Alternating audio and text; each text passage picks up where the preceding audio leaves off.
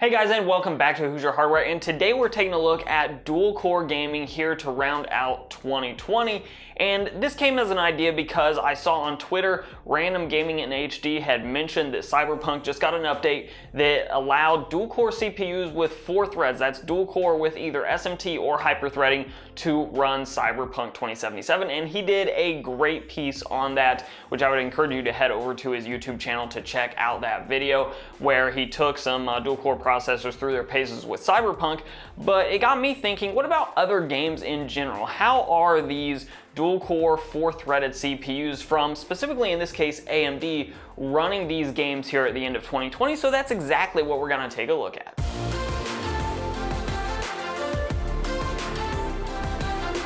So today's testing is going to be conducted on the Athlon 3000G. It's a dual-core 4-threaded CPU, and I'm ignoring the GPU component of this particular CPU right now because this is actually an APU using AMD's naming. So it does have the ability to game without any GPU dedicated whatsoever, just using the built-in graphics, but I'm ignoring those Vega graphics altogether today. Instead, this 3000G is going to be paired with a 1080 Ti, and that's just because I want to eliminate any GPU bottleneck whatsoever. I want to put the entire load on the CPU side of things to see if these 2-core 4-threaded CPUs can still make it work here at the end of 2020. So just to go over the test bench a little bit here, we do have that Athlon 3000G. It's running at completely stock settings, other than the memory is running at 3200 megahertz using that XMP profile. Though with the 3000G, it is worth noting it comes with a terrible cooler, but if you have a cooler laying around that you can mount to an AM4 socket and get a better cooling solution than the stock one that comes with the Athlon 3000G, then you can get a nice little overclock on these chips, because they should be able to run around 4000 megahertz without a problem. And coming out of the factory, they're at 3.5 gigahertz, so you should be able to get about 500 extra megahertz on an overclock. And because it's such a low power part to begin with, you're not going to really have to fight with temperature too much. Though again, with the stock cooler, while you might be able to get a little bit of an overclock on it, because that stock cooler is just so bad, it's either going to turn into a loud machine, or you're actually going to have to fight with thermals a little bit. But with something like a Hyper 212 Evo, no problem at all. You should be able to get about 500 megahertz extra. Though, as you'll see with a lot of the tests, that's not going to make a huge difference in our gaming benchmarks. At least it's probably not going to make the difference between a playable experience and a not playable experience with the vast majority of titles. Jumping right into the benchmarks with Fortnite at 1080p, and this is uncapped, we see an average FPS of 92, 1% low of 40, and a 0.1% low of 17. And jumping all over the map here with frame times that are very high to pretty low, we're seeing a lot of jarring stutter when you go from like 90 FPS clear down to 40 and then back again. So this is not a great experience, even though on paper the frame rates actually look fairly playable. But if we jump over to Fortnite Capped at 60 FPS on the low preset here at 1080p, you see an average FPS of 58, a 1% low of 36, and a 0.1% low down there at 9. But in all honesty, this was a better overall experience, because even though the 1% and 0.1% lows are actually lower with this test, you're not jumping from a very fast frame rate to a very slow frame rate and then all the way back again nearly as often. So even though the numbers themselves are overall just lower in general, because the frame times remain a little bit more consistent here with this title, then it actually turns into a more playable experience, at least in my opinion.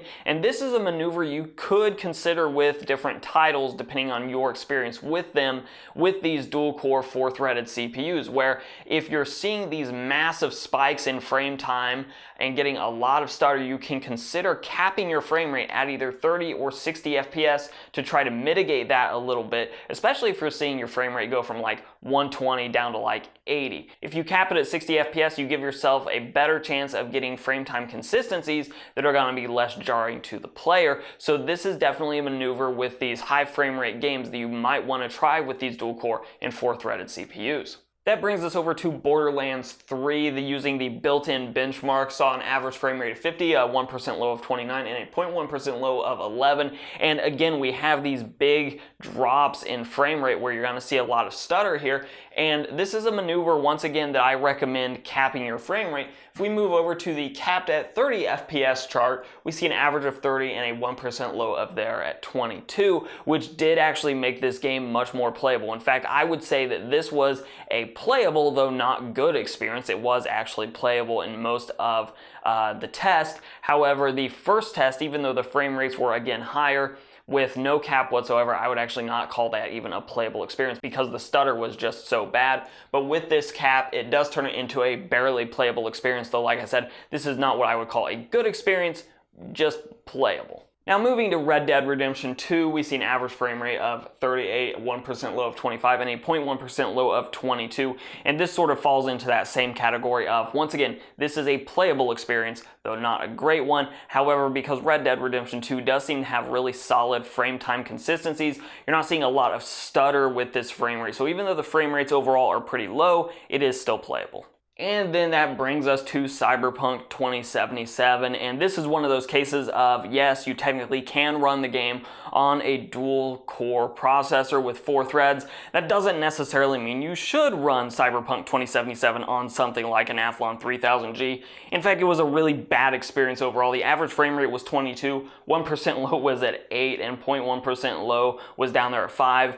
And speaking a little bit anecdotally here, it was not uncommon to see frame rates in either the low 20s or the mid-teens even playing around with this title. So this is not a playable experience, and even if you overclock the Athlon 3000G to something like 4 gigahertz, it's still not going to be a playable experience, at least on this particular dual-core CPU. Now that being said, down the road a little bit, when we get into possibly some Zen 3 Athlon-based chips that have 2 cores and 4 threads, but with much stronger cores in general, this may turn into a playable experience on dual-core, 4-threaded CPUs. And for that matter, if you have a modern Intel chip that has 2 cores and 4 threads, because this Athlon 3000G is not the newest Zen architectures, it's an older Zen architecture, so we actually don't have great IPC with it. If you get an Intel chip that is a modern Intel chip that has better IPC, you might stand a chance of actually getting a playable experience out of this title with 2 cores and 4 threads.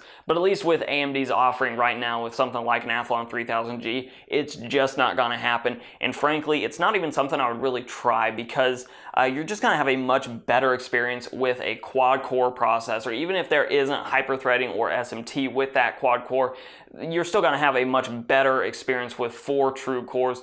And frankly, they're not that much more expensive than some of these like Athlon 3000G. You could pick up something like a 2200G or a 3200G from AMD and get a better experience because you have those true 4 physical cores. So here's the good news with dual core gaming here at the end of 2020, and that's that you can actually still get away with it with some modern titles. And certainly if you're playing older titles, you can definitely get away with 2 cores and 4 threads just fine in the vast majority of those older titles. However, we have hit this point where games are starting to take advantage of more and more cores and threads, and that is coming at the detriment to these CPUs that are just really for gaming a little bit underpowered. But those are just my thoughts on this little Athlon 3000G trying to play modern games with 2 cores and 4 threads. But I do want to hear from you guys, especially those of you out there running with some of those older like Intel i3s that had 2 cores and 4 threads, or maybe you are running with something like an Athlon 3000G. Let me know your experience in gaming in those comments down below. And of course, if you like this video and you want to see more like it, give it a like, share, subscribe, comment. All those things are very helpful for the channel. You can follow me both on Instagram and on Twitter at Hoosier Hardware. And as always, I'll let YouTube queue up a couple more videos from my channel for you to watch. I'm Shane with Hoosier Hardware, and I'll see you guys in the next video.